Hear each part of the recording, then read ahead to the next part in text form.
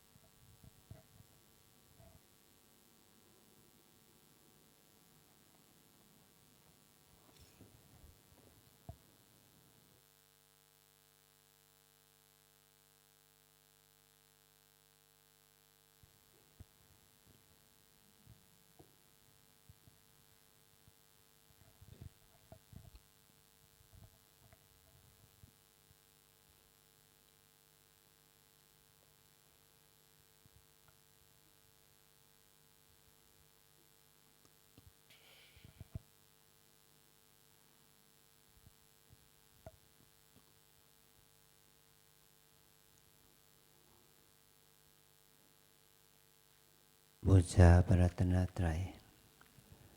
อิมินาสการเรนะอิมินาสการเรนะพุทธังอภิปูชยามะพุทธังอภิปูชยามะอิมินาสการเรนะอิมินาสการเรนะธัมมังอภิปูชยามะธัมมังอภิปูชยามะอิมินาสการเรนะอิมินาสการเรนะ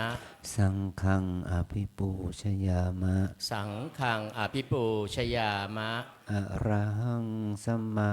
สัมพุทโธภควาอะระหังสัมมาสัมพุทโธภควาพุทธังภควันตังอภิวาเทมิพุทธังภควันตังอภิวาเทมิ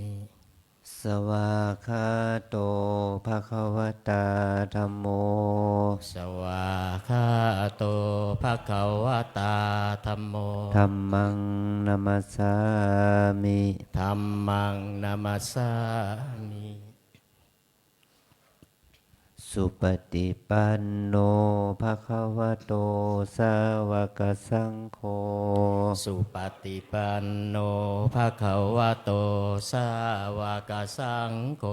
สังฆังนามามิสังฆังนามามิหันธรรมยังพุทธัสสะภควโตปุพพาคานามการังกะโรมาเสนะโมตัสสะภะคะวะโตอะระหะโตสัมมาสัมพุทธัสสะนะโมตัสสะภะคะวะโตอะระหะโตสัมมาสัมพุทธัสสะนะโมตัสสะภะคะวะโตอะระหะโตสัมมาสัมพุทธัสสะอัญชรีวันทาอภิวาทอัญชรีวันทาอภิวาทอัญชลีวันทาอภิวาทอัญชรีวันทาอัญชลี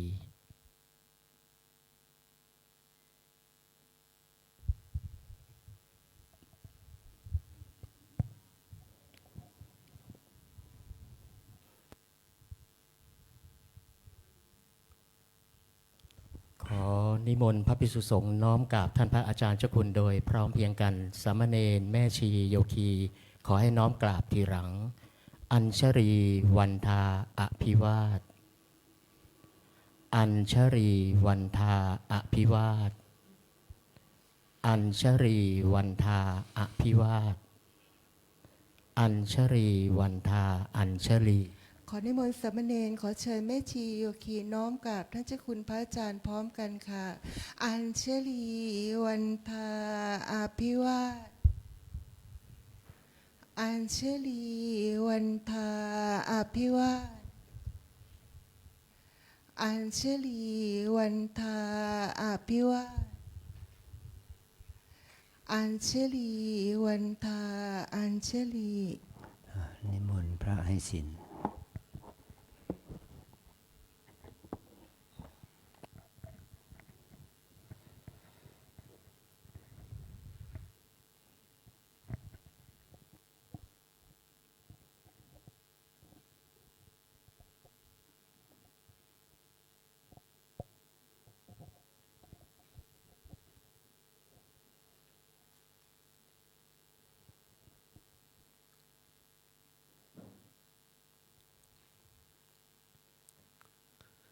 นิมนต์สามเณรทุกรูปกราบพระอาจารย์พร้อมกล่าวคำอาราธนาศีลพร้อมกันนะครับ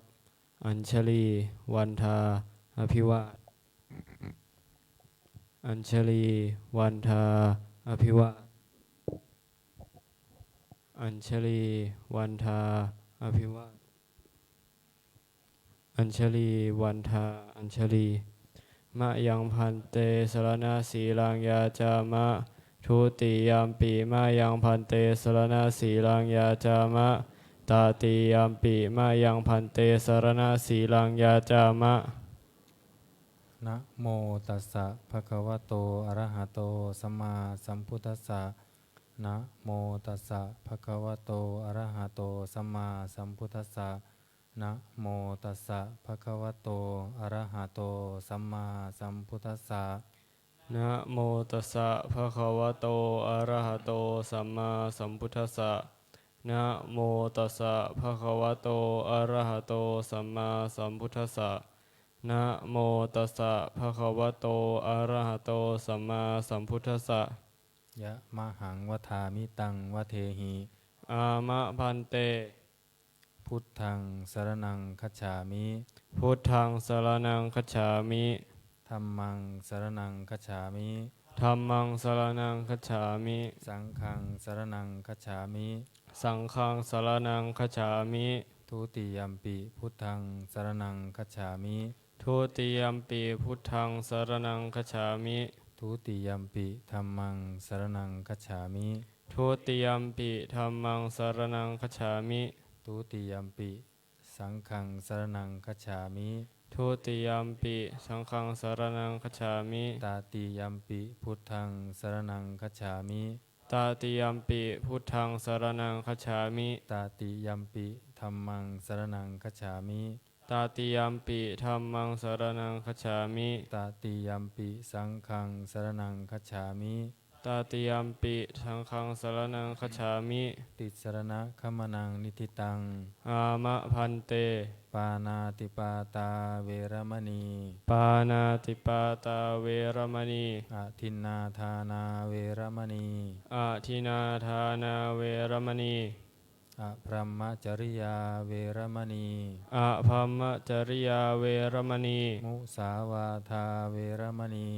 มุสาวาทาเวรมณี สุราเมรยมัชฌะปมาทฐานาเวรมณี สุราเมรยมัชฌปมาทฐานาเวรมณี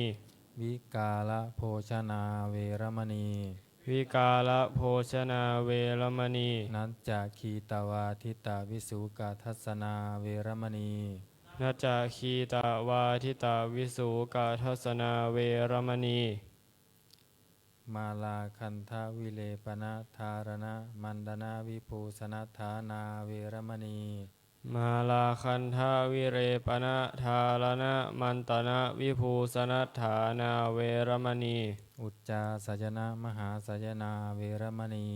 อุจจาสยนะมหาสยนาเวรมณี ชาตะรัชตะปฏิกหานา ชาตะรูปะรัชตะปฏิกหานาเวรมณี ชาตารูปารัชตาปฏิฆานาเวรมณี อิมานิทัสสะสิกขาปทานิสมาธิยามิ อิมานิทัสสะสิกขาปทานิสมาธิยามิอิมานิทัสสะสิกขาปทานิสมาธิยามิอิมานิทัสสะสิกขาปทานิสมาธิยามิอัญชลีวันทาอภิวาทอัญชลีวันทาอภิวาทอัญชลีวันทาอภิวาทอัญชลีวันทาอัญชลี ขอเชิญแม่ชีโยคีนั่งคุกเข่าค่ะ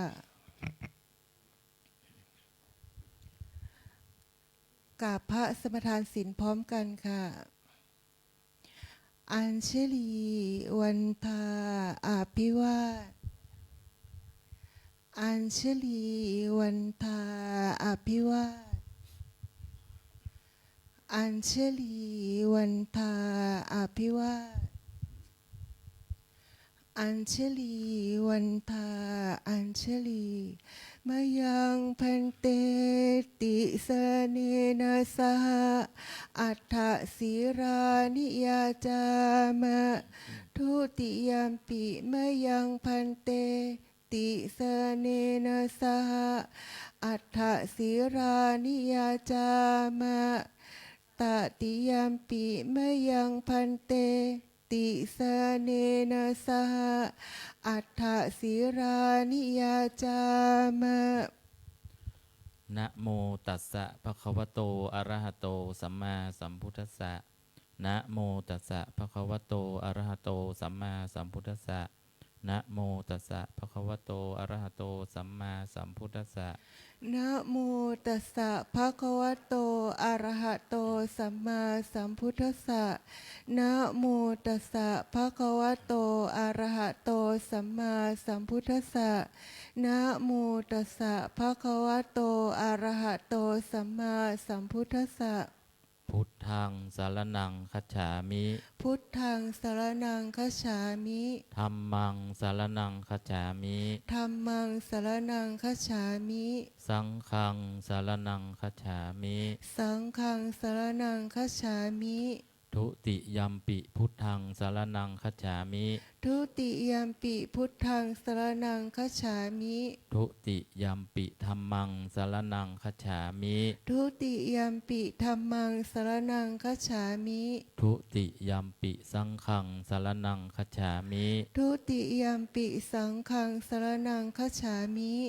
ตติยัมปิพุทธังสารนังคัจฉามิ ตติยมปิพุทธังสรณังคัจฉามิ ตติยัมปิธัมมังสารนังคัจฉามิ ตติยมปิธัมมังสรณังคัจฉามิ ตติยัมปิสังฆังสารนังคัจฉามิ ตติยมปิสังฆังสรณังคัจฉามิ ติสรณะขมนังนิธิตัง อามะพันเต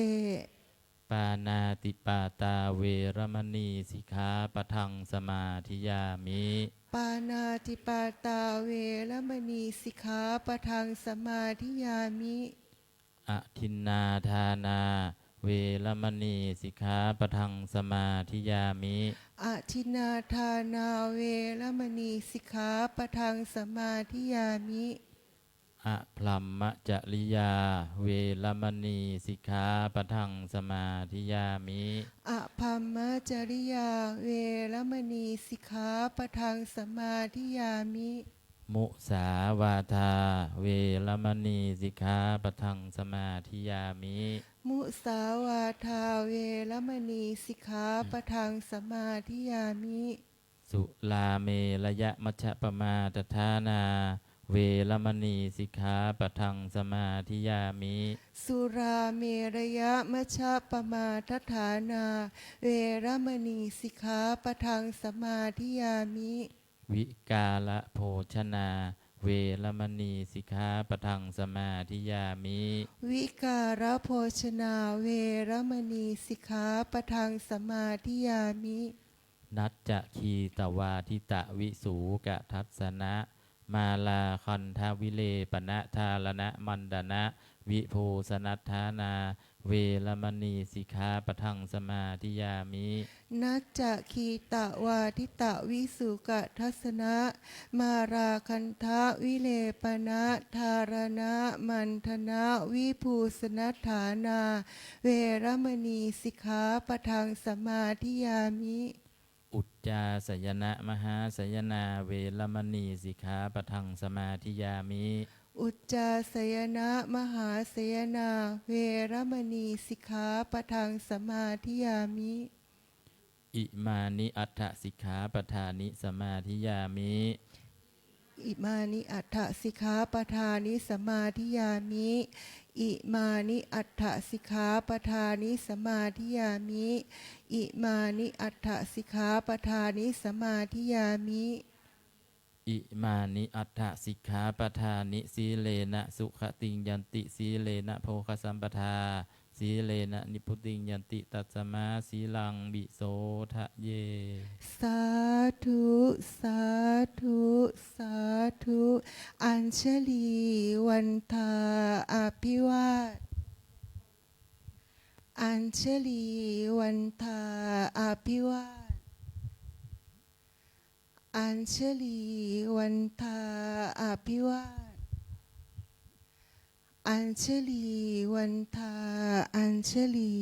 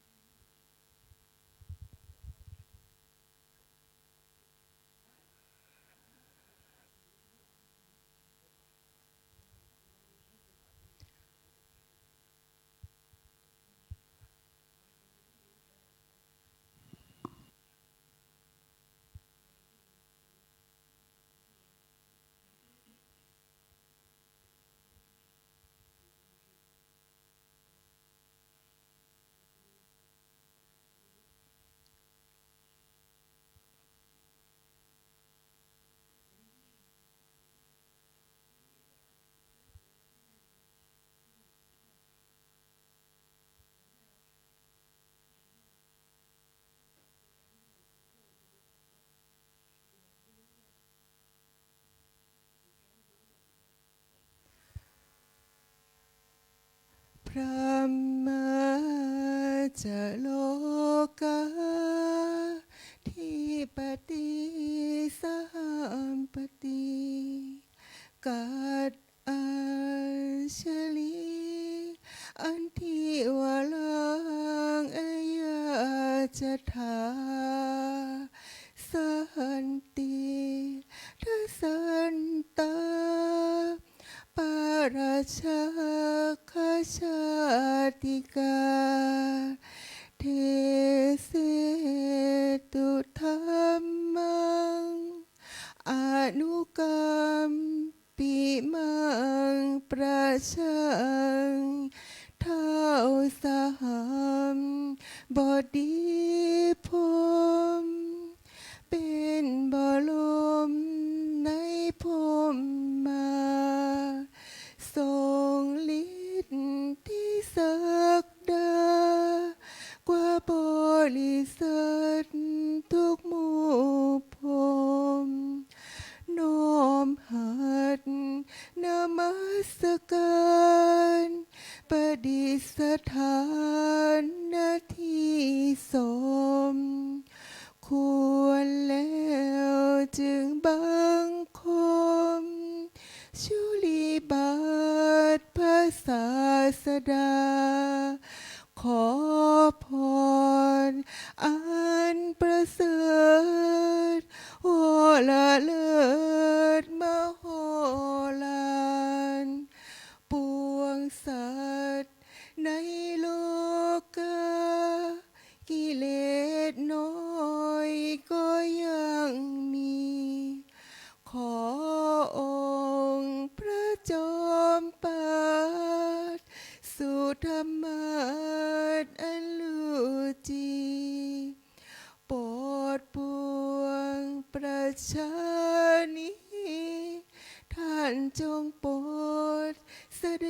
งธรรมนิมนต์ท่านเจ้าขาผู้ปีชาอันเลิศล้ำโปรดแสดงพระสัทธรรมเทศนาประวัติเพื่อให้สำเร็จผลแด่ปวงชนบรรดานี้สบสุขเกษมศรีสมดังเจตนาเทินอาลาธนังกะโลมะ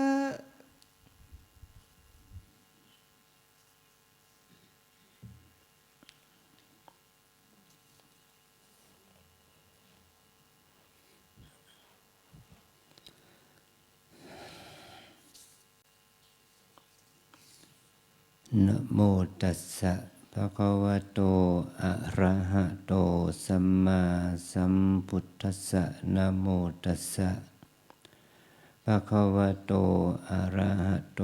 สัมมาสัมพุทธัสสะนะโมตัสสะภะคะวะโตอะระหะโตสัมมาสัมพุทธัสสะกาเลนะธัมมสวนังเอตัมมังคะละมุตตมันติขอความนอบน้อมของข้าพเจ้าจงมีแด่สมเด็จพระผู้มีพระภาคผู้ทรงพระมหากรุณาธิคุณอันประเสริฐผู้บริสุทธิ์จากกิเลสตรัสรู้ชอบได้โดยพระองค์เองขอความน้อมน้อมต่อพระธรรมและคณะพระอริยสงฆ์เจ้าทั้งหลายในโอกาสวันนี้เป็นวันโกน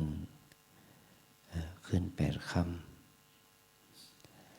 ำตรงกับวันที่26 เดือนธันวาคมพุทธศักราช2568ถือว่าเป็นวันโกนสุดท้ายของปีนะ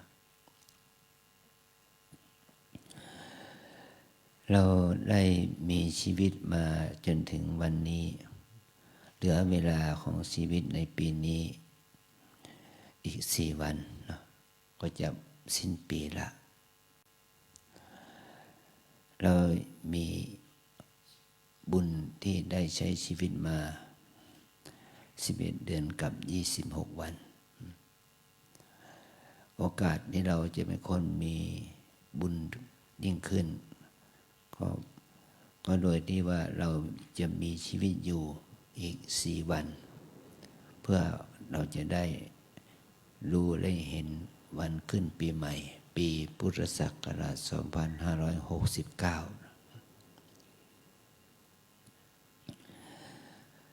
นี่วันขึ้นปีใหม่มันเป็นปีที่เราสมมุติกันเป็นปีสากลแต่วันปีใหม่ของเรานั้นน่ะไม่เหมือนกันเนาะวันขึ้นปีใหม่ของเราก็คือวันเกิดของเรานะเราเกิดวันไหนเดือนไหนปีใหม่ของเราก็ครบรอบปีในวันนั้นเดือนนั้นมันเกิดเนี่ยบางคนก็เกิด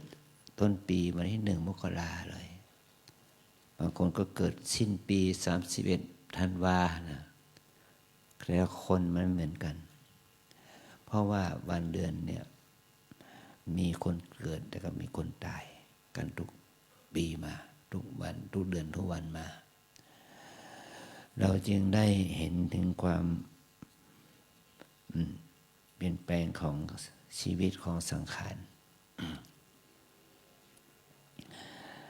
นี่เราก็เลยมาคิดว่าเราจะเอาธรรมะเกี่ยวกับอะไรมาเทศให้เป็นขวัญกำลังใจกำไรชีวิตนะ เมื่อเราได้คิดอย่างนี้ก็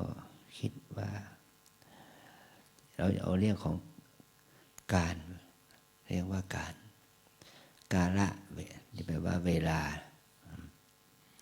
เอาเรื่องของเวลามาพูดกันเนาะเพราะว่าการเวลา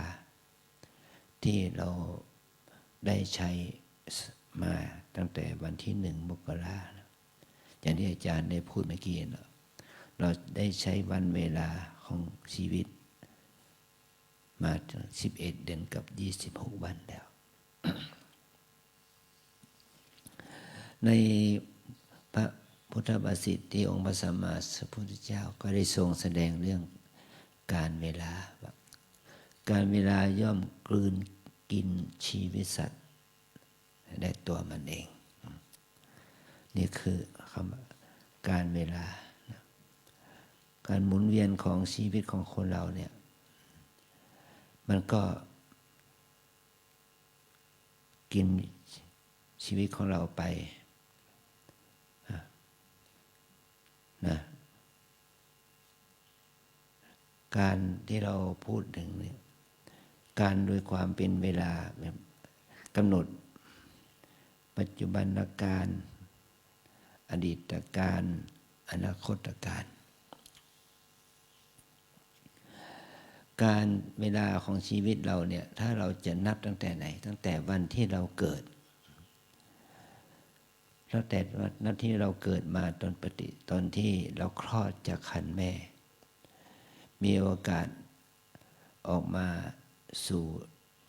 โลกจากครรภ์แม่มาจนถึงทุกวันนี้เวลาที่มันผ่านไปนั้นกี่ปีกี่เดือนกี่วันมาจนถึงทุกวันนี้เราเรียกการนี้ว่าอดีตการใช่ไหมอดีตการที่เป็นอดีตที่ล่วงแล้วมาเดี๋ยวนี้ขณะนี้มันนี่เราเรียกว่าปัจจุบันการเวลาที่ยังมาไม่ถึงถ้าเรานับดูที่นาฬิกาเวลา20:36 นาทีตั้งแต่20:37 นาทีเป็นต้นไป36-37 นาทีเป็นต้นไปเราก็เรียกว่าอนาคตการการของเวลาที่เรากำหนด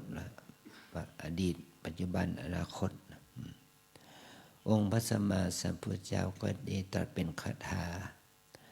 ในพระเทกรัตสูตรว่าอตีตังนานวะคะมายะนับปฏิกังเขอนาคตังยันทาติตามปะหินันตังอัปปตัญจะอนาคตังอย่างนี้เป็นต้นนะองค์พระสัมมาสัมพุทธเจ้าได้ตรัสเตือนพุทธบริษัทว่าเราทั้งหลายไม่ควรคำนึงคิดถึงอดีตที่ล่วงไปแล้วด้วยอะไรไม่ควรคิดถึงอดีตที่ล่วงไปแล้วด้วยความอะไรด้วยความติดข้องนะมันเหมือนกับว่าที่เราได้พูดว่าอย่าไปติดอดีตเรื่องแล้วก็แล้วไปเอาอดีตมาคิดมาทุกข์มันไม่ดีอย่างเนี้ยเพราะเราเป็นคนติดอดีตมันก็เป็นความทุกข์กับชีวิตเนี่ยอย่างนี้แหละแล้วองค์พระสัมมาสัมพุทธเจ้าได้ตรัสอีกว่าไม่ควรคำนึงถึงอนาคตที่ยังมาไม่ถึงเมื่อเราไม่ตั้งจิตว่าวันพรุ่งนี้จะเป็นอย่างไรมันก็คิดถึงอนาคตเนาะวันพรุ่งนี้จะเป็นอะไรก็ให้เราผ่านเวลา 24 นาฬิกานะ 24:00 ก็จะรู้ว่าอนาคตเป็นอย่างไรวันพรุ่งนี้นะ00:01 นี่เป็นวันใหม่ละวันที่ 27ก็เราจะมีเวลาของวันของอนาคตที่เราคิดเนี่ย27 28 29 30 31นะเรามีชีวิตอยู่จะอยู่ไปเพื่ออนาคตข้างหน้าได้ครบอย่างเนี้ย27 28 29 30 31 5 วันนะ 5 วัน5 วันนี้จะเป็นอย่างไรเราก็ไม่รู้ เรารู้แค่ปัจจุบันถ้าเราคิดว่าพรุ่งนี้จะเป็นอย่างไรเราก็จะตอบตัวเองได้ว่าเราตื่นได้เราตื่นเวลาไหนตื่นตี 4ตื่นตี 3ตื่น5 โมง 6 โมงนะเรารู้ว่าวันพรุ่งนี้จะเป็นอย่างไรก็มันก็ทำให้เราเป็นผู้ตื่นอยู่ไม่ตายนะเรายังหายใจอยู่เรายังหนาวอยู่ยังร้อนอยู่เรายังเหยียดแข้งเหยียดขาได้อยู่เราเดินเข้าห้องน้ำได้อยู่เราล้างหน้าแปรงฟันได้อยู่เราลุกขึ้นมาทำภารกิจนุ่งสบงทรงจีวรนุ่งห่มเสื้อผ้ายังกราบได้ไหว้ได้ประนมมืออัญชลีกราบสติปัฏฐานไหว้พระจนถึงว่าวันนี้เราจะกินอะไรก็เมื่อคำตอบมันก็ต้องได้เมื่อเราได้ยินเสียงะระฆังไปหอฉันเราจึงจะรู้ว่าอาหารที่เรากินเป็นอะไร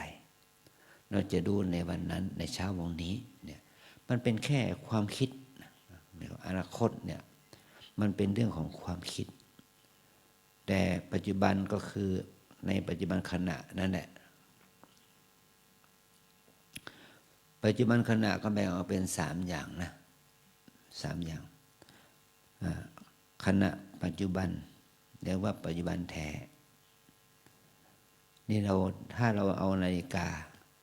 จับเวลาเนี่ยใน1 วินาทีมันมี100 ส่วนนะ1 วินาทีมันมีทั้ง100 ส่วนเนี่ยเทปบิลมันวิ่ง100 เมตรน้อยกว่า10 วินาทีอย่างนี้นะมันก็วิ่งอย่างเร็วแล้วนะมันต้องใช้เวลา100 เมตรอยู่ประมาณ 9.94 วินาทีเนี่ยมันก็เห็นถึงความไม่เที่ยงเช่นเดียวกันนะเนี่ยถ้าเราพิจารณาอย่างนี้นะขณะปัจจุบันเนี่ยมันเป็นช่วงเวลาที่มันน้อยเหลือเกินกระพริบตาก็ยังช้าไปนะกระพริบตาก็ยังช้าไปหายใจเข้าหายใจออกก็ยังช้าไปขณะปัจจุบันเนี่ยเราเอามาเป็นอารมณ์กรรมฐานไม่ได้เรากำหนดมันเป็นแค่กำหนดอารมณ์อดีตที่เป็นอดีตที่สืบต่อกันที่เป็นปัจจุบันที่สืบต่อที่ภาษาพระเราเรียกว่าสันตติปัจจุบันสันตติปัจจุบันคือปัจจุบันที่สืบเนื่องกันเนี่ยเราเรียกว่าเป็นปัจจุบันที่สืบเนื่องต่อเนื่องเราเรียกว่าสันตติปัจจุบันที่เราปฏิบัติเนี่ยปวดหนอเนี่ยเราต้องปวดก่อนมันยังกำหนดได้คิดหนอมันก็คิดก่อนมันยังกำหนดจิตคิดนั้นได้อย่างเนี้ยนะหนาวหนอแล้วหนอก็คือเราต้องหนาวก่อนเราต้องร้อนก่อนมันจึงจะกำหนดหนาวหนอร้อนหนอได้อันนี้คืออารมณ์ปัจจุบันที่เรากำหนดภาวนาเนี่ยมันเป็นสันตติปัจจุบันนะที่ว่าวันนี้เดือนนี้อาทิตย์นี้หรือปีนี้นี่เราเรียกว่าอัตถาปัจจุบันอัตถาปัจจุบันคือการปัจจุบันนะว่าปีนี้ไม่ใช่ปีหน้าปี2569เป็นปีหน้าปี2567เป็นปีที่แล้วเนี่ยเป็นอดีต2567เป็นอดีตไปแล้ว2568เป็นปัจจุบัน2569ก็เป็นอนาคตเนี่ยอันนี้เขาเรียกว่าอัตถาปัจจุบันการปัจจุบันแต่เอาการปัจจุบันเนี่ยมาย่อยๆเป็นสันตติปัจจุบันแล้วก็เป็นขณะปัจจุบันนะนี่คือขณะปัจจุบันเนี่ยมันไวมากมันเหมือนกับอะไรล่ะความไวของอินเทอร์เน็ตเนี่ยมันไวถึงขนาดที่ว่าใน1 ช่วงของ เสี้ยววินาทีเนี่ยที่เขานับว่ามันเป็นส่วนหนึ่งนี่มันเป็นความไวมากเราไม่สามารถที่จะกำหนดกฎเกณฑ์ได้นี่คือว่ามันเป็นขณะปัจจุบันเหมือนขณะจิตนี่แหละขณะจิตเนี่ยในคัมภีร์อภิธรรมนั้นได้กล่าวว่าในรัดนิ้วมือหนึ่งเนี่ยแป๊บเนี่ยนะจิตเกิดดับแสนโกรธขณะอย่างนี้นะเนี่ยรัดนิ้วมือหนึ่งก็มันไวแล้วนะแต่มันความเกิดความดับของจิตมันไวมากถึงขนาดเป็นแสนโกรธขณะนี่คือเป็นพระสัมมายุตญาณของพระสัมมาสัมพุทธเจ้านะพระองค์จึงออกแสดงอภิญญาจิตที่เราเรียกว่ายามกะปาฏิหาริย์ไวมากพระองค์ได้กำหนดจิตแสดงอภิญญาไม่รวดอย่างรวดเร็วแต่รูปนิมิตที่เกิดจากอภิญญาจิตนั้นทำให้คนอื่นเห็นเป็น2 ร่าง 3 ร่างเพราะขณะนั้นเนี่ยจิตของพระองค์นั้นได้อธิษฐานให้เป็นเช่นนั้นก็เพราะว่าภาวะจิตของพระองค์นั้นรวดเร็วเนี่ยคือเข้าถึงความเป็นภาวะจิตที่เกิดดับไวนะเราจะได้รู้ถึงสิ่งที่เป็นชีวิตของเราเนี่ยแม้แต่ร่างกายของเราเนี่ยเซลล์แต่ละเซลล์นะมันตั้งแต่ในองค์ประกอบของเซลล์ที่เราเรียกกันว่านิวเคลียสโปรตอนนิวตรอนอิเล็กตรอนนั่นแหละมันก็มีความเคลื่อนไหวเกิดดับอย่างรวดเร็วมันเป็นความรวดเร็วของพลังงานเนี่ยมนุษย์เรายังคำนวณได้เลยคำนวณออกมาเป็นเสี้ยวของวินาทีได้อันนี้ทำให้เราเข้าใจถึงอะไรเข้าใจถึงความเป็นอนิจจังของรูปนามความเป็นอนิจจังของธรรมความเป็นทุกข์ความทนอยู่ไม่ได้ของธรรมและความเป็นอนัตตาความไม่อยู่ในอำนาจของธรรมอันนี้คือภาวะที่ไม่คงที่ไม่คงตัวในคัมภีร์วัชรรัชยาปรมิตาสูตรนะท่านได้กล่าวถึงตัวปรมัตถธรรมอย่างยิ่งยวดเราได้ไปอ่านข้อคำแปลนะเราจะยึดสิ่งไหนไม่ได้เลยเราจะยึดรูปยึดนามตัวไหนไม่ได้เลยเพราะว่าทุกสรรพสิ่งนั้นย่อมมีความผันแปรเปลี่ยนไปแปลงอย่างเนืองนิดมันไม่สามารถที่จะยึดว่าเป็นสิ่งนั้นเป็นสิ่งนี้เป็นตัวเป็นตนเป็นรูปขันธ์เวทนาขันธ์สัญญาขันธ์สังขารขันธ์วิญญาณขันธ์อย่างนี้ยึดไม่ได้เลยเพราะว่าเมื่อเราจะยึดเมื่อเราจะพูดสิ่งเหล่านั้นก็ดับไปเสียแล้วเนี่ยมันรวดเร็วเหลือเกินนะมันไม่มีภาวะแห่งความเป็นหญิงเป็นชายเป็นตัวเป็นตนให้เราได้สัมผัสได้ยึดถือเนี่ยอันนี้เราให้เรารู้ถึงสภาวะธรรมที่มันเป็นเช่นนั้นมันเป็นเช่นนั้นมันเป็นของมันอย่างนั้นอย่างนี้นะการที่เรามาปฏิบัติเอาสภาวะแบบช้าๆหน่อยช้าๆแม้แต่เราจะเดินธรรมดาครูบาอาจารย์พี่เลี้ยงยังบอกให้เราเดินช้าๆใช่ไหมช้าๆยิ่งช้ายิ่งดีเนี่ยความรู้สึกช้าแต่ใจเรารู้สึกไวใจเราคิดอย่างนั้นนี่ไวแต่อาการของกายมันช้านะแต่ความจริงแล้วมันไว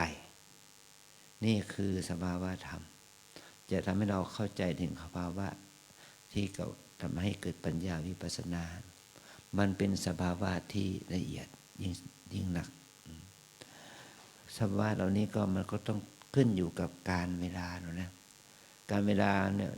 ที่อาจารย์ได้พูดถึงแล้วว่ามันปีนี้ก็ผ่านไปแล้วทั้ง11 เดือนกับ26 วันอย่างนี้นะอันนี้เป็นการที่เราสมมุติว่าเป็นขณะปัจจุบันทันสติปัจจุบันอัฏฐาปัจจุบันนะเรื่องของการเวลาเนี่ยพระองค์ก็ยังเอามาใช้ในพระธรรมคำสอนให้เราเห็นถึงความเป็นอนิจจังทุกขังอนัตตาของสังขารนะ เนี่ยอดีตานะนะอดีตานะคตะปัจจุปนังอชตังวาเพตวาอย่างนี้นะขันธ์ห้าเนี่ยไม่ว่าจะเป็นรูปขันธ์เวทนาขันธ์สัญญาขันธ์สังขารขันธ์และวิญญาณขันธ์นั้นมันก็มีความเป็นอดีตปัจจุบันอนาคตแล้วมันยังมีตัวอีกการหนึ่งเขาเรียกว่าการละวิมุตติการเรียกว่าพ้นการละวิมุตติคือพ้นการทั้งสามมันไม่เป็นอดีตมันไม่เป็นปัจจุบันมันไม่เป็นอนาคตแล้วอะไรล่ะที่พ้นการละวิมุตติมีสภาวธรรมที่เป็นปรมัตถ์อย่างหนึ่งที่เป็นการละวิมุตติคือนิพพานนิพพานไม่อยู่กับอดีตปัจจุบันและอนาคตนะนิพพานที่เราอธิษฐานว่าขอให้ข้าพเจ้าถึงนิพพานเนี่ยสิ่งเหล่านี้เป็นการละวิมุตติพ้นการอันที่สองการละวิมุตติที่นั่นเป็นบัญญัติก็คือภาษาและชื่อนี่แหละเป็นภาษามันพ้นการถ้าเราเกิดออกมาแล้วพ่อแม่ตั้งชื่อให้วันนายกนายขอเด็กชายกเด็กชายขอนะมันได้ชื่อเด็กชายกเด็กชายขอเด็กชายกเด็กชายขอนั่นน่ะมันก็มีอยู่อย่างนั้นจนถึงวันตายนายกนายขอนะตายแต่ว่าชื่อไม่ตายมันเป็นคำสมมุติเป็นภาษาสมมุติเป็นชื่อก็แล้วกันเนาะบุญมีเนี่ยบุญมีนี่คลอดออกมาจากครรภ์แม่เวลาตกฟากเวลาเท่าไหร่เวลาตกฟากเท่าไหร่ประมาณเท่าไหร่ล่ะสมมติว่า20:50 นาทีเป็นเวลาตกฟากเป็นวันเกิดของเขาเป็นเวลาเกิดของเขาเอาเวลานี้ไปดูดวงได้นะเวลาตกฟากเขาเอาเวลานี้ไปดูโหราศาสตร์ดูดวงได้เป็นเวลาตกฟากเพราะฉะนั้นเนี่ยเด็กชายบุญมีนะมันก็วันเวลามันผ่านไปเนาะมันมีแต่โรคแต่ภัยเข้ามาหาหมอหาแพทย์อยู่เรื่อย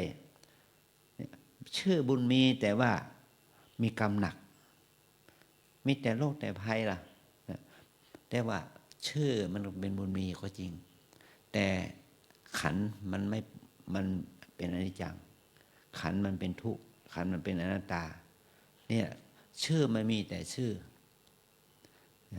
หรือว่าอีกคนหนึ่งชื่อว่าบุญรวยอย่างนี้มันรวยเขียนชื่อว่ารวยแต่มันเกิดมากับพ่อแม่ที่ยากจนข้นแค้นมันเป็นสมมุติชื่อเนี่ยคำว่าชื่อเนี่ยเรียกว่าบัญญัติมันเป็นการละวิมุตติอย่างนี้นะมันเป็นเพียงแค่ชื่อนะเราจะชื่ออะไรก็แล้วแต่ชื่อบุญก็ได้ชื่อบาปก็ได้ชื่อดีก็ได้ชื่อชั่วก็ได้แต่ความดีความชั่วบุญบาปนั้นมันไม่อยู่กับชื่อนะ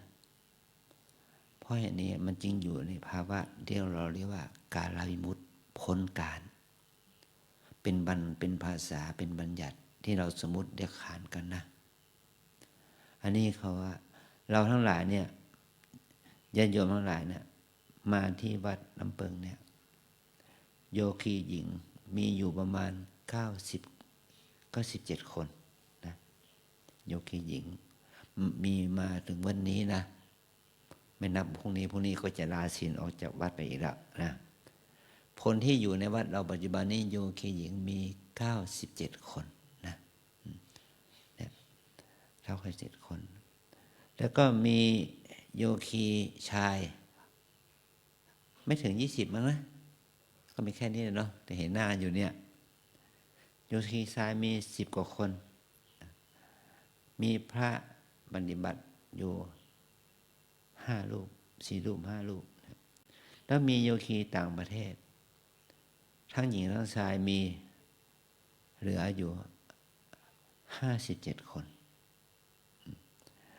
รวมเป็นโยคีอยู่ในวัดเราที่เป็นนักปฏิบัติก็100 กว่าคนนะท่านเราเป็นพระภิกษุสามเณรแม่ชีโยคีเนี่ยที่ประจำอยู่ในวัดก็300 กว่าคนนี่เป็นสถิติตัวเลข ให้เราเห็นว่าณที่นี้ณเดี๋ยวนี้ เราอยู่ด้วยกันเท่านี้คนนะนี่เรียกว่าการปัจจุบันนะวันนี้เป็นการปัจจุบันแต่พรุ่งนี้มันเป็นอนิจจังละโยคีบอกว่าพรุ่งนี้จะลาศีลพรุ่งนี้เช้าก็ต้องไปลาศีลกับครูบาอาจารย์เมื่อลาศีลแล้วก็บางคนก็ใส่บาตรทำบุญนะบรรพระบางคนก็ไม่ใส่บาตรเหตุว่าเรามาปฏิบัติธรรมเนี่ยเรามีปัญหาเรื่องการเงินไม่สามารถที่จะทำบุญใส่บาตรได้ก็ขอเอาบุญทานบุญศีลเอาบุญศีลบุญภาวนาเป็นที่ตั้งเอาบุญทานไว้ก่อนเมื่อกลางวันเนี่ยอาจารย์ได้ไปเช็คคนที่ทำบุญเป็นคนไทยนะเป็นคนไทยเนี่ยตั้งแต่เดือนธันวามาที่1มาเนี่ยรายละ100เนี่ยมีทั้ง30-40รายนะทำบุญ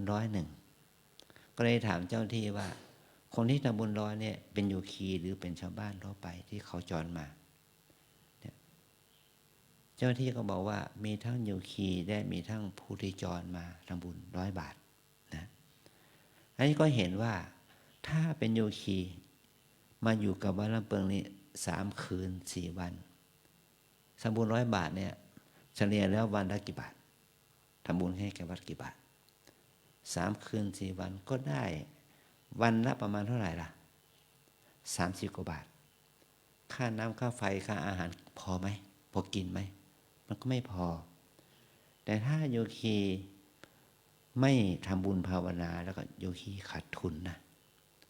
โยคีจะต้องทำบุญภาวนาให้มากเพราะว่าเรามีทุนบำรุงวัด3 คืน 4 วัน100 บาทมันก็เป็นเหตุให้วัดต้องขาดทุนนะขาดทุนเลยแหละเงินทองที่วัดจ่ายนะเดือนหนึ่งเนี่ย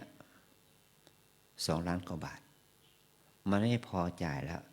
ถ้าโยคีจะทำบุญแค่100 บาทเนี่ยแต่โยคีทั้งหลายก็ไม่ต้องกังวลใจ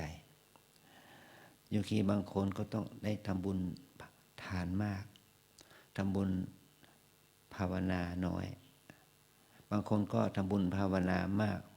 ทำบุญทานน้อยอย่างนี้ก็เอื้อเฟื้อเกื้อกูลกันไปแล้วจะเห็นว่าไม่ใช่เฉพาะคนไทยนะคนต่างประเทศก็มีนะทำบุญ200-300 บาทอย่างเนี้ยก็อยู่ทั้งทั้ง10 วันเขาก็ทำบุญแค่300-500 บาทอย่างนี้ก็เพราะเหตุว่า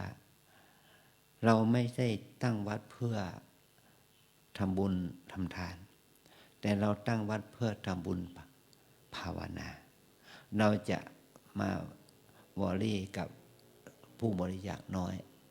หรือมากไม่ได้เราใส่ใจการปฏิบัติมากกว่าคุณจะมาปฏิบัติแค่บางคนก็มาปฏิบัติเช้าเย็นกลับนี่เรากังวลนะเรากังวลว่าการปฏิบัติธรรมของโยคีจะไม่ได้ผลนะคุณมาปฏิบัติอยู่ที่นี่มาขอนอนคืน 1มาวันนี้วันพรุ่งนี้ก็ออกนี่คือความวิกฤตของการปฏิบัติเพราะการปฏิบัติมันต้องใช้เวลาใช้วันเวลาที่ยาวนาน5 วัน 7 วัน 1 เดือนอย่างนี้เรียกว่าต้องเอาบุญภาวนาเป็นที่ตั้งเอาบุญทานบุญศีลมาเป็นตัวเสริมฐานะภาวะแห่งการปฏิบัติเนี่ยมันจึงจะดีขึ้นนะอันนี้มันอยู่กับเจตนาความต้องการของเราว่าเราจะทำบุญอะไรได้เท่าไหร่อย่างนี้ถ้าเราทำบุญภาวนาเราจะต้องใช้วันเวลาของชีวิตทำบุญให้มากขึ้นมันจึงจะทำให้พระศาสนาหลักคำสอนและวิถีชีวิตของเรานั้นได้เจริญในพระธรรมวินัยนี้นะคือเงื่อนไขของเราก็คือว่ามีความคาดหวังอยากจะให้โยคีอยู่นานขึ้นเราจึงมี ระเบียบว่าคุณจะต้องมานอนวัดอยู่วัดเนี่ย3 คืนขึ้นไป เพื่อให้คุณได้รู้จักองค์ภาวนากรรมฐานเนี่ยถ้าเราปฏิบัติน้อยเกินไปวัน2 วันเรายังไม่รู้จักพองไม่รู้จักยุบก็ไปเสียแล้วอย่างนี้ก็จะไปพูดข้างนอกว่าการปฏิบัติธรรมนั้นไม่ได้ผลไม่มีสาระไม่มีประโยชน์ที่แท้ก็คือคุณเองนั่นแหละโยคีนั่นแหละไม่มีสติไม่มีสมาธิไม่มีความเพียรมันจึงปฏิบัติธรรมไม่ได้ผลนะความศรัทธาของคุณก็น้อยสติสมาธิของคุณก็น้อยและความเพียรของคุณก็น้อยมันจึงไม่เกิดผลในการปฏิบัติเนี่ยเราจึงอาศัยการเวลาในการประพฤติปฏิบัตินั้นให้เข้าใจความจริงของการปฏิบัติมันไม่ใช่เพียงแค่หายใจเข้าหายใจออกครั้งหนึ่งก็จะได้ผลมันเหมือนกับว่าเราไปงานศพเขาให้เรายืนไปอะไรนี่แหละ1 นาทีก็ยังนานไป30 วินาทีก็ยังนานไป10 วินาทีก็ยังไม่รู้ว่าหายใจเข้าหายใจออกแค่ไหนเนี่ยเพราะเห็นนี้เราจะต้องอาศัยการเวลาให้การเวลานั้นเป็นเครื่องกล่อมเกลาจิตใจเรานะนี่เราจะสังเกตเห็นว่าเช้าวันนี้ต้นพะยอม2 ข้างโบสถ์นะเริ่มมีดอกร่วงแล้วกลิ่นหอมแล้วต้นนี้ดอกพะยอมปีหนึ่งก็ดอกก็ออกหนหนึ่งสัก7 วัน15 วันมันก็ร่วงโรยหมดแล้วเนี่ยดอกพะยอมถ้าพวกเราตอนเช้าเราจะได้เห็นนะเราจะมารู้จักดอกพะยอมเป็นดอกเช่นใดนะดอกพวงพะยอมเนี่ยก็มาเห็นที่วัดเหล่านี้แหละวันเวลามันจะให้โอกาสแก่เราได้ดูได้เห็นนะอันนี้ข้อเรื่องการอันที่2การอันที่3นะการที่เป็นอดีตปัจจุบันอนาคตการไร้มุดแล้วก็ชีวิตของเราก็ขึ้นอยู่กับการอีกอย่างหนึ่งก็คือถ้าเราเกิดมาแล้วเนี่ยเรามาปฏิสนธิในครรภ์แม่เราเรียกว่าชีวิตอัตภาพนี้ได้เข้าสู่มิติแห่งการเวลาที่เราเรียกว่าปฏิสนธิการปฏิสนธิการแปลว่าการปฏิสนธิแปลว่าการสืบต่อปฏิสนธิการในการสืบต่อปฏิสนธิการเนี่ยมันสืบต่อมาจากอะไรมันสืบต่อมาจากจุติการจุติการคือความสิ้นจากภพเก่าเมื่อตายแล้วเมื่อตายในภพก่อนตายเนี่ยเราเรียกว่าจุติการเมื่อจุติการแล้วการจุติการดับมันก็มีปฏิสนธิการสืบต่อปฏิสนธิการคือการสืบต่อรูปนามที่อยู่ในฐานะที่อยู่ในครรภ์แม่หรือว่าอยู่ในเขาเรียกว่าได้กำเนิด3นะกำเนิด4กำหนดที่เป็นโอปติกะกำเนิดจุติจากคนเนี่ยเป็นที่เราไปปฏิสนธิใหม่เป็นโอปติกะกำเนิดไปเกิดเป็นมนุษย์คือเป็นเทวดาอินทร์พรหมเป็นสัตว์นรกเปรตอสุรกายแต่ว่าไปได้กำเนิดที่เป็นพวกโอปติกะเกิดแล้วโตทันทีมีกายเป็นทิพย์มีร่างเป็นทิพย์อย่างนี้นี่ได้ฐานะแห่งโอปติกะกำเนิดเนี่ยนี่คือ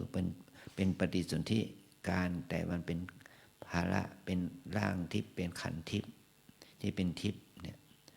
อันที่2คือประเภทที่2ว่าจุติจากคนอย่างนี้เป็นต้นนะได้ไปเกิดเป็นสัตว์อื่นที่เป็นพวกสังเสรชากำเนิดเกิดอยู่ในยางเหนียวไปปฏิสนธิที่เป็นพวกหนอนพวกอะไรอย่างนี้นะไป ไปเกิดเป็นสัตว์ที่อาศัยเมือกอาศัยของเหลวอาศัยของบูดเน่าไปเกิดเป็นพวกนี้เป็นพวกเรียกว่าสังเสทชะกำเนิดเกิดอยู่ในอย่างเหนียวอันที่สามประเภทคัพพะสัจกะกำเนิดเกิดที่ในครรภ์แม่คัพพะเกิดในครรภ์แม่เกิดในครรภ์แม่มีสองอย่างย่อยๆออกไปคืออันดาชะกำเนิดเกิดในครรภ์แม่ที่มีต้องอาศัยไข่ก่อนเหมือนกับเกิดเป็นไก่อย่างเนี้ยเป็นปลาอย่างเนี้ยอาศัยไข่ก่อน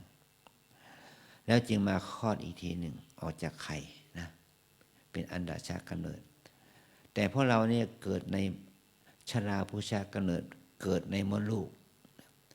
เชื้อของพ่อเชื้อของแม่ต้องปฏิสนธิกันในมดลูกเนี่ยเรียกว่าชราพุชะกำเนิดเนี่ยชราพุชะกำเนิดเนี่ยเกิดแล้วเรามองไม่เห็นแม่ของเราไม่เห็นไข่ของพ่อไม่เห็นไข่ของแม่ผสมเชื้อของพ่อนะเราไม่เห็นแต่มันมีเวลาของมันนะเมื่อเชื้อของพ่อผสมไข่ของแม่ในเวลาไหนอาจจะเป็นเวลาที่ฟังเทศก็ได้อาจจะเป็นเวลาที่ฟังธรรมก็ได้อาจจะเป็นเวลาที่เราทำบุญตักบาตรก็ได้อาจจะเป็นเวลาที่เราทำวัดสวดมนต์ก็ได้อาจจะเป็นเวลาที่เราทำกิจกรรมน้อยใหญ่ที่เป็นบุญก็ได้แล้วก็เราก็ได้ปฏิสนธิในเวลานั้นที่ไข่เชื้อของพ่อไปถึงไข่ของแม่นั่นแหละนี่เราได้ถือคติถือกำเนิดเป็นชราพุชะเกิดอยู่ในครรภ์นะเกิดอยู่ในครรภ์แม่อันนี้วาระอย่างนี้แหละที่ไข่ของที่เชื้อของพ่อผสมไข่ของแม่ในขณะไหนก็เป็นปฏิสนธิการของเราในขณะนั้นเมื่อเป็นปฏิสนธิแล้วก็ขยายเนื้อเยื่อขยายเซลล์ออกมากลายเป็นตัวอ่อนหรือกลายเป็นเด็กอ่อนกลายเป็นทารกนะมาจนถึงเกิดที่ว่าชาตะเกิดนะเกิดในครรภ์ที่ออกจากครรภ์แม่นั่นแหละที่เราถือว่าเป็นเวลาตกฟากนั่นแหละนะมันก็เป็นการเกิดครั้งที่สองนะเกิดครั้งที่สองเกิดมาเป็นตัวคนแล้วแต่มันไม่ใช่เกิดโดยอาศัยปฏิสนธิอันนี้คือถือว่าเป็นการที่สองเขาเรียกว่าปฏิสนธิการเมื่อดับไปแล้วก็เราก็มีการสืบสารของรูปของไข่ของเชื้อของแม่ของพ่อของแม่นั้นนี่เราเรียกว่าประวัติการมาจนถึงพวกเราทุกวันนี้เดี๋ยวนี้นะนี่คือเป็นประวัติการคำว่าประวัติการแปลว่าการเป็นไปการเป็นไปที่มันผันแปรเปลี่ยนแปลงจากปฐมวัยมัชชิมวัยและปัจฉิมวัยอย่างนี้นะเมื่อเราอยู่ในวัยไหนล่ะถ้าเรามีอายุตั้งแต่อยู่ในครรภ์แม่จนถึงอายุ25 ปีเราเรียกว่าปฐมวัยนะปฐมวัยหลังจาก25 ปีเราเรียกว่าหลังจากวัยเบญจเพสนะไปจนถึงอายุ50 ปีเราเรียกว่ามัชชิมวัย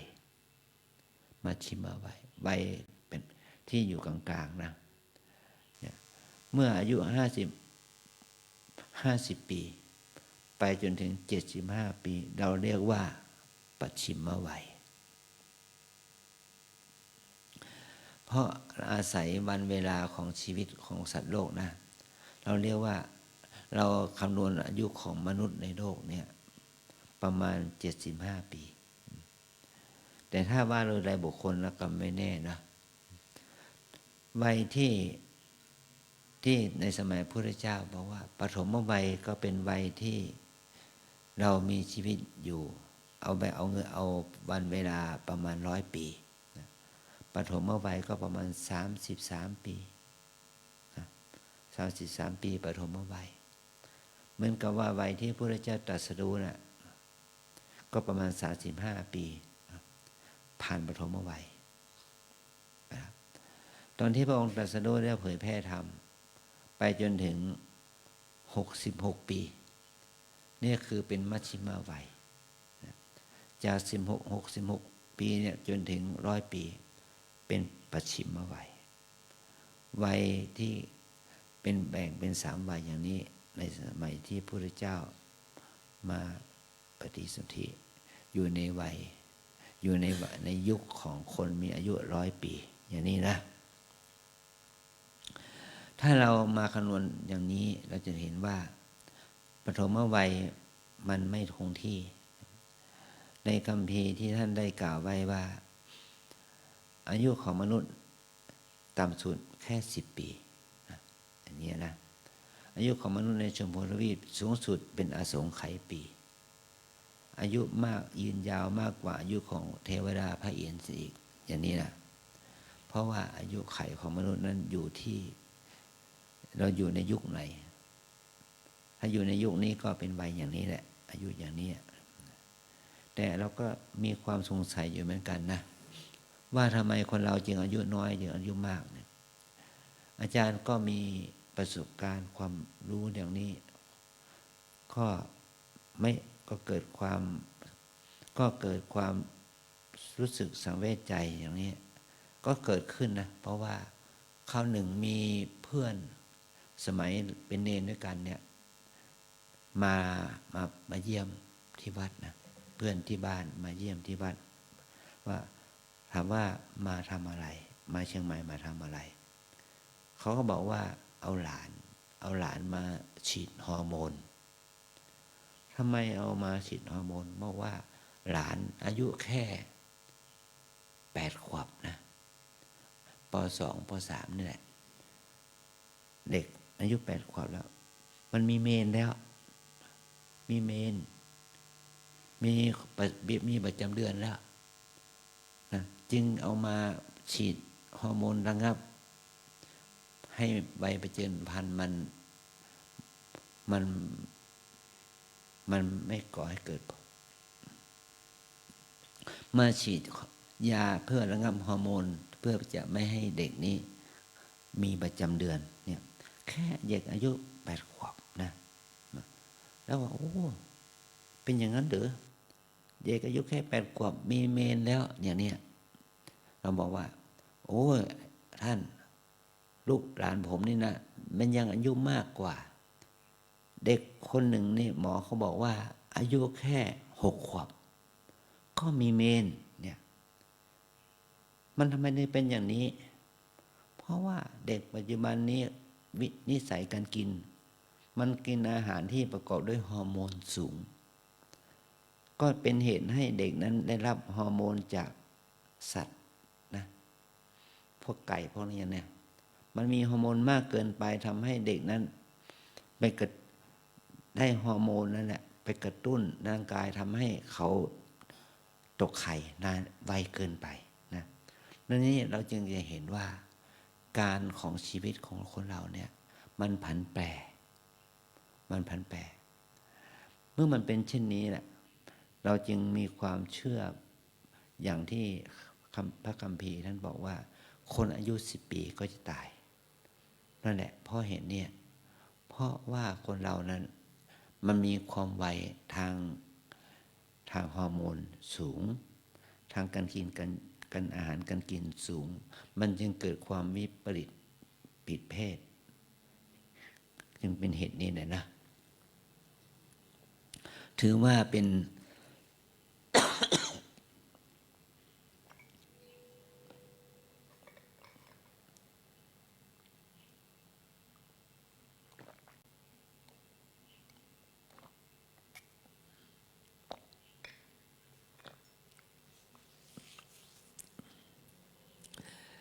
เนี่ยถือว่าสภาวะทางร่างกายภาพของคนเราเนี่ยมันตกอยู่ในกฎไตรลักษณ์อย่างนี้เลยนะพันแปรเปลี่ยนแปลงวิปริตหลายสิ่งหลายประการที่มันเกิดขึ้นกับโลกเนี่ยคือภาวะแห่งความเปลี่ยนแปลงของธรรมชาตินะเนี่ยกฎของธรรมชาติมันก็เปลี่ยนแปลงไปตามเหตุตามปัจจัยในคำสอนของพระสัมมาสัมพุทธเจ้าที่ตรัสไว้ว่าเมื่อสิ่งนี้มีสิ่งนี้จึงมีเมื่อสิ่งนี้เกิดขึ้นสิ่งนี้เกิดขึ้น เมื่อสิ่งนี้ไม่มีสิ่งนี้ก็ไม่มีเมื่อสิ่งนี้ดับสิ่งนี้ก็ดับเนี่ยมันเป็นสูตรที่เป็นอมตะเป็นสูตรที่เป็นภาวะที่มันมีอยู่จริงเอาธรรมะตอนไหนเข้าไปใส่ก็ได้ในกฎเกณฑ์นี้ว่าเมื่อสิ่งนี้มีสิ่งนี้จึงมีเมื่อสิ่งนี้เกิดขึ้นสิ่งนี้เกิดขึ้นเมื่อสิ่งนี้ไม่มีสิ่งนี้ก็ไม่มีเมื่อสิ่งนี้ดับสิ่งนี้ก็ดับอย่างเนี้ยเรียกว่าเมื่ออวิชชามีสังขารก็มีเมื่อสังขารมีวิญญาณก็มีอย่างนี้เป็นต้นนะก็เหตุนี้แหละสรรพสิ่งย่อมเป็นสรรพสิ่งย่อมเป็นไปตามเหตุตามปัจจัยอย่างนี้นะการเวลาของเราก็เหมือนกันเราอยู่ในยุคสมัยนี้เราอย่าไปคาดหวัง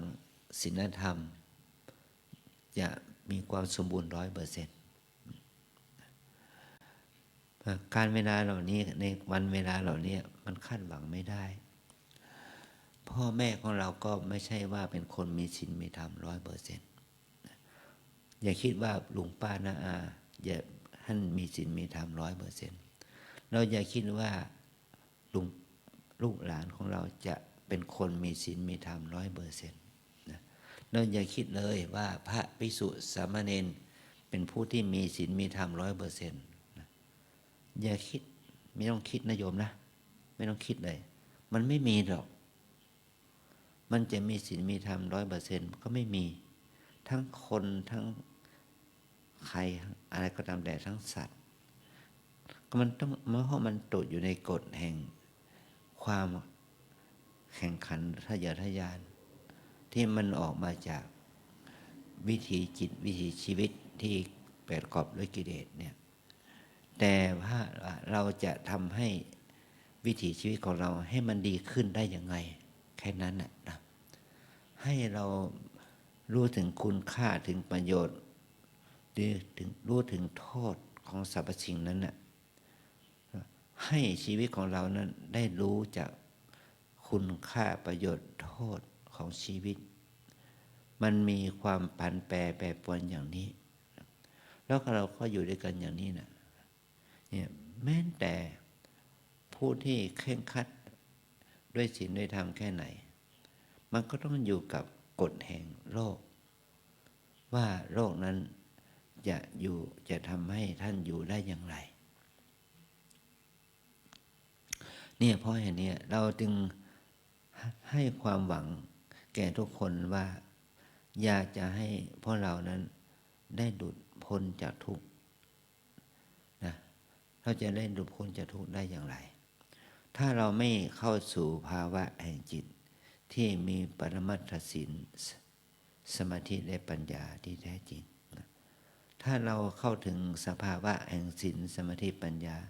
ที่เป็นปรมัตถธรรมแล้วนั่นแหละเราจึงจะสามารถก้าวข้ามศีลสมาธิปัญญาที่เป็นบัญญัติได้นะถ้าศีลสมาธิปัญญาที่เป็นบัญญัตินี้มีอยู่ก็ทำให้ประเทศชาติบ้านเมืองโลกมีศีลมีธรรมกันได้แต่ไม่ถึงภาวะแห่งความเป็นผู้บรรลุถึงมรรคผลนิพพานเป็นพระอริยะเป็นพระอรหันต์กันได้นะแต่ถ้าเราประพฤติปฏิบัติตามหลักศีลหลักธรรมตามสภาวะธรรมให้ถึงภาวะแห่งความสิ้นอนุสัยกิเลสสังโยชน์ได้มันก็ทำให้เป็นปรมัตถศีลปรมัตถสมาธิ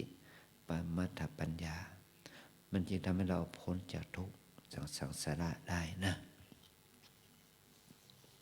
เพราะเหตุนี้เราจึงเกื้อกูลกันโดยความที่เราจะต้องทำประโยชน์ให้เกิดผลดีแก่ตนและแก่สังคมให้เป็นไปตามกาลว่าชีวิตของเราตอนนี้เราอยู่ในการไหนเนี่ยปฐมวัยให้ทำความดีชั้นปฐมวัยเราอยู่ในมัชฌิมวัยให้เราทำความดีในชั้นมัชฌิมวัยเมื่อเราอยู่ในชั้นปัจฉิมวัยก็ทำความดีในชั้นปัจฉิมวัยเนี่ยนี่ถ้าเราว่าอย่างนี้ก็เหมือนกับพระเราเนี่ยเป็นพระนวกะบวชตั้งแต่วินาทีแรกมาจนถึงอายุ5 พรรษาเราเรียกว่าพระนวกะ ก็ทำหน้าที่ศึกษาเราเรียนพระธรรมวินัยข้อวัดปฏิบัติ ในฐานะที่เป็นนวากะเนี่ยเมื่อเราบทมา5 ปีแล้วจนถึง6 ปีจนถึง10 ปีเราเรียกว่าเป็นพระมัชชิมะก็ทำหน้าที่ทำการทำงานบำเพ็ญเพียรทางศาสนาในฐานะที่เป็นพระมัชชิมะแล้วเราอยู่กับพระศาสนานี่เป็น10 ปีขึ้นไป10 ปีขึ้นไปจนถึงเราถึงแก่ทำกรรมมรณะเราเรียกว่าเถระถ้า20 ปีขึ้นไปก็เป็นมหาเถระ40 50 60 ปีขึ้นไปก็เป็นมหาเถระเป็นหลวงพ่อหลวงปู่ครูบาอาจารย์เนี่ยถือว่าเราอยู่ในภาวะแห่งปัจฉิมวัยระดับต้นระดับกลางระดับสูงสุดอย่างนี้นะถ้าเป็นเถระระดับต้นก็หมายความว่า20 ปีถึง40 ปีเถระระดับกลางก็เป็นว่า40 ปีถึง60 ปี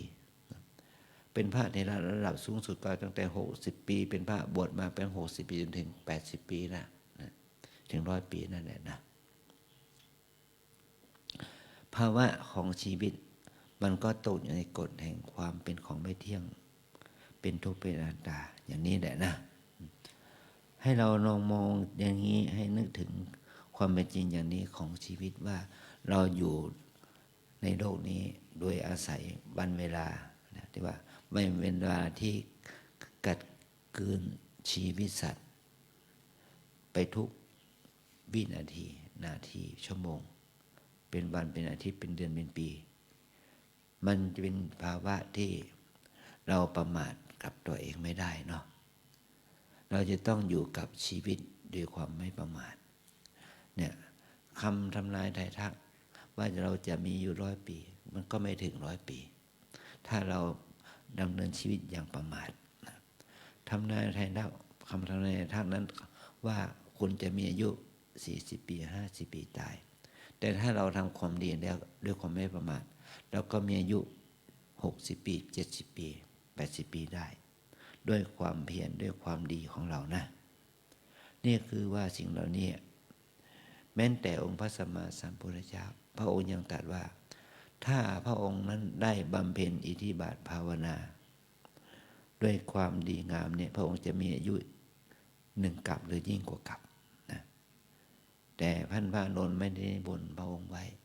พระองค์จึงปรงพระชนมายุสังขารในภาวะที่พระองค์มีอายุ80 ปีอันนี้คือความจริงถ้าเรามีความเพียรถ้าเรามีความบากบั่นก็สามารถต่ออายุของตนเองได้ถ้าเราไม่มีความเพียรได้มีความประมาทมันก็ไม่สามารถที่จะต่ออายุของตนเองได้นะขอให้เราทั้งหลายนั้นได้ทำความดีต่ออายุของเรานะเมื่อเรายังมีชีวิตอยู่ในปีนี้อีก5 วันเนาะหวังว่าทุกคนจะรอดนะจะไม่ตายนะ เนนกลัวตายไหมไม่กลัวตายเนาะแล้วเนนจะรอดไหมไม่รอดนะตายภายใน7 วันนี่แหละเนาะลูกเนนจะตายภายใน7 วันนี่แหละไม่รู้ว่าจะเป็นวันอาทิตย์วันจันทร์นะก็เป็นวันตั้งแต่วันอาทิตย์ถึงวันเสาร์เป็นวันตายของเรานะเนี่ยต้องตายภายใน7 วันนะบางคนตกใจเลยนะฉันจะตายภายใน7 วันหรือไงก็แน่นอนตาย7 วันเดือนปีมันไม่แน่นอนขอให้เราทั้งหลายได้เห็นคุณค่าของชีวิตทุกลมหายใจเข้าออกการเวลาแห่งการมีชีวิตแค่ลมหายใจเข้าออกก็ยาวแล้วนะเป็นเหตุให้เราได้รู้ธรรมได้บรรลุธรรมได้ตรัสรู้ธรรมได้แค่1 ลมหายใจเข้าออกก็ขอให้เราได้รู้ถึงคุณค่าประโยชน์ของชีวิตนะให้เราทำความดีบำเพ็ญทานรักษาศีลภาวนาเท่าที่เราจะทำได้สืบต่อไปอาจารย์มันก็เห็นก็บรรยายธรรมก็เห็นว่าสมควรแก่เวลาจึงขอสมมุติยุติลงคงไว้แต่เพียงเท่านี้ขอความสุขความเจริญด้วยอายุวรรณะสุขภาละจงมาเกิดผลแก่พวกเราทั้งหลายให้ ให้มันเรามีเวลาที่จะประพฤติปฏิบัติเพื่อความเจริญแห่งศีลสมาธิปัญญาเพื่อมรรคผลนิพพานเป็นที่สุดจงมาเกิดขึ้นแก่พวกเราทั้งหลายจงทุกข์ทวนหน้ากันด้วยเถิดเอวังก็มีด้วยประการราชนี้ หันธรรมยังสาธุกรังกโรมาเซสาธุสาธุสาธุอหังพุทธันจะธัมมังจะสังฆังจะสรณังคตาอุปาสิกตังเทเสสิงภิกขุสังฆสสามุขาเอตังเมสรณังเขมังเอตังสรณมุตตมังเอตังสรณมะคะมะสัพพะทุกขาปมุญเจเลยะถากรังกระยะหังสัมมาสัพพุทธศาสนังทุกขะนิสรณเสวะภาคีนิสังอนาคเตกายเยนะวาจายะวะเจตสาวาพุทเทขุกมังปะกตังเมยายังพุทโธปฏิคันทัตุอัจจยันตังกาลันตะเลสังเวตุงวะพุทเทกาบค่ะกายเยนะวาจายะวะเจตสาวาธัมเมกุกมังปะกตังเมยายังธัมโมปฏิคันทัตุอัจจยันตังกาลันตะเลสังเวตุงวะธัมเมกายเยนะวาจายะวะเจตสาวาสังเคกุกมังปะกตังเมยายังสังโฆปฏิคันทัตุอัจจยันตังกาลันตะเลสังเวตุงวะสังเค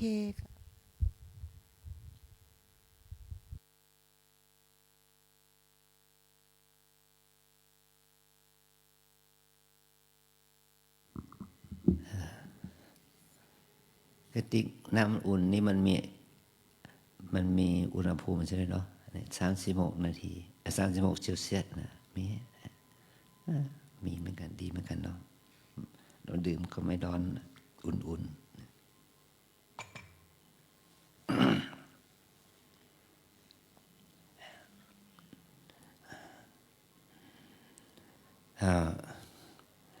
อย่างที่พูดเนี่ยเราจงใส่ใจกับวันเวลาของชีวิตให้มีคุณประโยชน์ให้มีค่านะแล้วก็มันจะทำให้ดูดีทำให้มันดูดีขึ้นเนี่ยทั้งพุทธันจะธัมมันจะสังฆันจะสรณังคตาอุบาสิกะจะอันนี้ขอให้ท่องให้มันช้าหน่อยให้คนที่เขาไม่ถนัดก็ให้เขาพูดตามทันกาเยนะวาจายวะเจตสาวาก็ท่องให้มันช้าหน่อยบอกกราบให้มันช้าหน่อยทำให้โยคีที่มาใหม่ให้เขาท่องทันนะมันวาจาคำพูดให้มันสละสลวยน่าฟังแล้วก็มีปีติในการพูดมีความ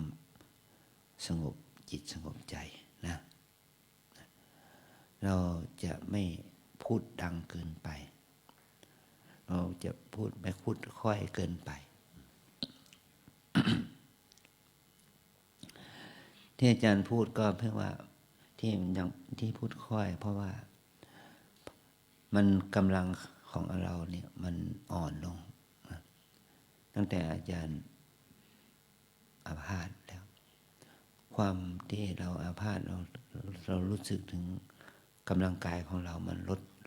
ถอยลดลงไปแต่ว่าเราพยายามพูดแล้วก็มันก็ยังเหนื่อยอยู่นะมันก็เหนื่อยแต่ยังพูดได้นะแล้วก็ทำให้การบรรยายธรรมของเราเนี่ยการชวนาการเสพอารมณ์เนี่ยมันช้ามันช้าเวลาพูดก็พยายามที่จะพูดให้มีสาระมีประโยชน์มันก็ลำบากนี่ขอท่านโจบอกว่าวันนี้เป็นวันเทศของอาจารย์เป็นวันโกนส่งท้ายปีเก่าเนี่ยเราก็เลยมีความที่จังใจที่จะมาเทศนะ แต่ไม่ได้หมายความว่ามันเราจะเทศอะไรดีเนี่ยก็มาพูดถึงเรื่องการเวลานี่แหละนะว่าการเวลาของชีวิตของเราเนี่ยเราจะทำยังไงให้การเวลาชีวิตของเราเนี่ยให้ชีวิตของเราได้ประโยชน์เมื่อธาตุขันธ์นี้ที่มันเป็นชีวิตเนี่ยมันไม่แน่นอนมันเป็นอนิจจังมันเป็นทุกข์เป็นอนัตตาเราต้องใช้ธาตุขันธ์นี้ให้เป็นประโยชน์อย่างไรกับชีวิตกับการมีชีวิตอยู่นะให้เราเอาการกระทำของเราที่เราทำอยู่เนี่ยให้เราได้กำไรชีวิตได้ประโยชน์ที่เราได้มาประพฤติปฏิบัตินะวันพรุ่งนี้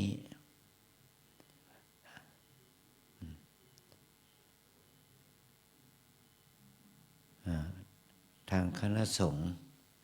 จะมาประชุมที่วัดเราคณะสงฆ์อำเภอเมืองนะแล้วก็มีกิจกรรมเสริมก็คือมีการมอบไฟของสมเด็จพระสังฆราชแล้วมอบน้ำพุทธมนต์จากสมเด็จพระสังฆราชอาจารย์ไปรับมาจากวัดพระราชดอยสุเทพหลวงพ่อเจ้าคณะภาคได้มอบให้มาขยายให้แก่เจ้าคณะตำบลแล้วเจ้าคณะตำบลก็ขยายให้แก่เจ้าวาดทุกวัดจะได้สวดมนต์ส่งท้ายปีเก่าต้อนรับปีใหม่นะแล้วมีน้ำพระพุทธมนต์ของสมเด็จพระสังฆราชผสมนะไฟที่เกิดจากไม่ขีดของไม่ขีดของสมเด็จพระสังฆราชเอามาให้เราได้จุดไฟวันส่งท้ายปีเก่าต้อนรับปีใหม่นะถ้าเรายังอยู่ที่วัดเราก็ช่วยกันมาร่วมกิจกรรมสวดมนต์นะเรียกว่าเข้าดาวเนาะเราจะได้ทำบุญใหญ่เราจะได้มาภาวนาอาจารย์จะการันตีเราว่าอาจารย์จะให้เราได้ทำบุญ2 ปี2 เดือน2 วันนะถ้าเรามาปฏิบัติธรรมที่วัดลำเปิงเราก็ได้ปฏิบัติธรรมในช่วง2 ปี2 เดือน2 วันนะเป็นอย่างน้อยหรือว่า2 ปี2 เดือน3 วัน7 วัน9 วันได้โดยการที่เราใช้สมมุตินะ2 ปีก็6 8 6 9 2 เดือนก็ธันวามกรานะ2 วันก็วันที่31วันที่1ใช่ไหมเราจะได้ทำความดีว่าผมไปปฏิบัติธรรมที่วัดลำเปิงก็2 ปี2 เดือน2 วันดูนาฬิกาแค่2 ชั่วโมงไม่ใช่อย่างนั้นให้แท้เรามาทำความดีแค่2 ชั่วโมงนะไม่ใช่อย่างนี้แหละ2 ปี2 เดือน2 วันนะความคิดนี้อาจารย์ได้ฟังจากพระเพื่อนจากลำพูนนะเขานิมนต์อาจารย์ไปเทศเนี่ยไปเทศเข้าดาวนี่แหละว่าอาจารย์ผมไปจัดกิจกรรมปฏิบัติธรรมเข้าดาว2 ปี2 เดือน2 วันให้อาจารย์ไปเทศให้ผมหน่อยผมอาจารย์ก็งงนะว่าท่านจะปฏิบัติธรรม2 ปี2 เดือน2 วันได้อย่างไรคนเหล่านั้นเขาบอกว่าอาศัยวันเวลาวันเนี้ย31วันที่1ก็ข้ามปีข้ามเดือนข้ามวันกันได้ด้วยเหตุนี้ต่อมาอีกไม่นานทางรัฐบาลเขาก็ทำกิจกรรมนี้นะเข้าดาวเนี่ยไม่ใช่ว่าส่งท้ายปีเก่าต้อนรับปีใหม่ด้วยเหล้ายาปาปิ้งให้เราส่งท้ายปีเก่าต้อนรับปีใหม่ด้วยการสวดมนต์ภาวนาเราต้อนรับด้วยธรรมะต้อนรับด้วยบุญ2 ปี2 เดือน2 วันอย่างนี้นะอาจารย์วัดเราเนี่ยทำมาก่อนรัฐบาลเขาทำมาก่อนนะรัฐบาลเขาทำทีหลังเราทำก่อนแล้วทำแล้วเนี่ย แต่ปีนี้เราจะไม่แจกของขวัญนะมันมันมันยุ่งยาก ถ้าใครจะมาแลกก็แลกกันเองก็แล้วกัน ปี2 ปีที่แล้วมาเนี่ยอาจารย์ก็งดเว้นการแจกของขวัญหลายปีก่อนเนี่ยอาจารย์แจกของขวัญแลกของขวัญกันนะมันวุ่นวายเราเอาแค่สวดมนต์ทำบัตรภาวนาเนาะเพื่อเป็นกำไรชีวิตของเรานะส่งท้ายปีเก่าด้วยการทำบุญต้อนรับปีใหม่ด้วยการทำบุญภาวนาสวดมนต์ภาวนากันนะนี่ก็เราก็จะได้มีโอกาสทำประโยชน์เพื่อที่ว่าเราก็มีว่าไลฟ์สดนะใครไม่ได้มาก็ติดตามทางไลฟ์สดนะก็จะได้ทำบุญด้วยกันเนาะไลฟ์สดถ้าใครได้มาก็มาร่วมทำบุญมาบวชสวดมนต์ภาวนาที่วัดเรานะสภาพอากาศก็เย็นสบายดีเนาะไม่หนาวไม่ร้อนเกินไปไม่ร้อน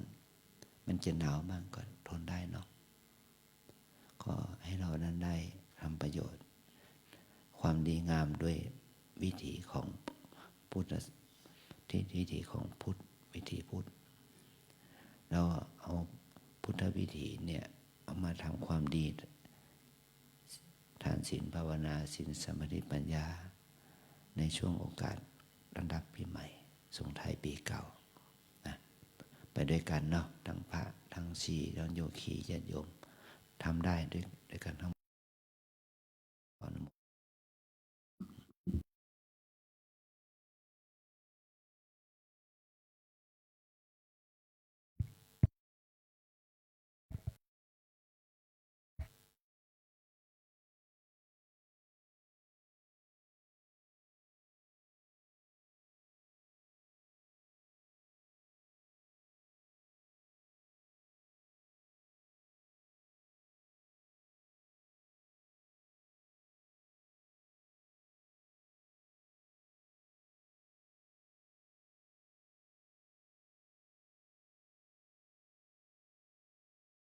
อะระหังสัมมาสัมพุทโธภะคะวะพุทธังภะคะวันตังอภิวาเทภวะคาโตภะคะวะตาธัมโมธัมมังนามัสสามิสุปฏิปันโนภะคะวะโตสาวกสังโฆสังฆังนามามิ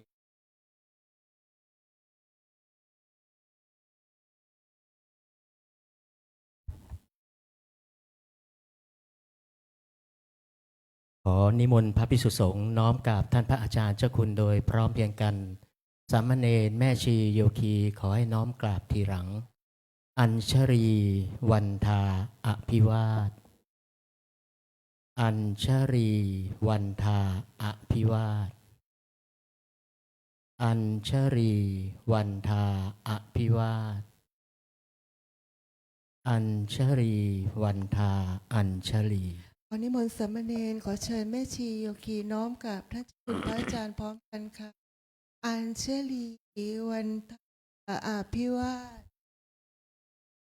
อัญเชลีวันทาอภิวาทอัญเชลีวันทาอภิวาทอัญเชลีวันทาอัญเชลียาโลธรรมาวัฏันติอายุวันโนสุขังพลังสาธุสาธุสาธุ ขอนิมนต์พระภิกษุสงฆ์สามเณรช่วยกันเก็บอาสนะกลับเข้าที่เดิมด้วยนะครับและช่วยกันปิดประตูหน้าต่างอุโบสถ